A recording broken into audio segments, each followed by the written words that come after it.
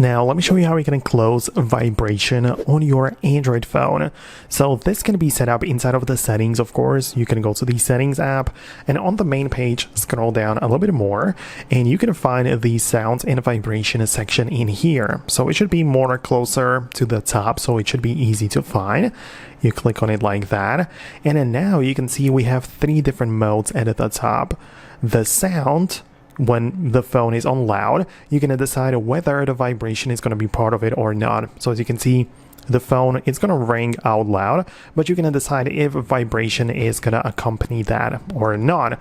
And if you switch to the vibrate only, it means that the device is not going to make any sound when you receive a call, for example, or some other notification, but it's definitely going to vibrate.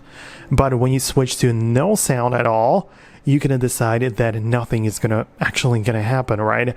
As you can see, there isn't anything, the phone is completely mute.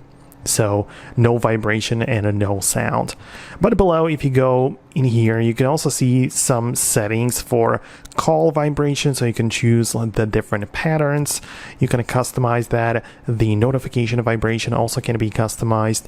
System, and as well as the intensity. So of course, if you don't like it, you can dial down the intensity to 0, right? And for calls, you can choose the silent vibration as well as for notifications. And now the phone will never vibrate no matter what. So that's also a very interesting option. A lot of people use that as well. So let me know which option you decided to go with.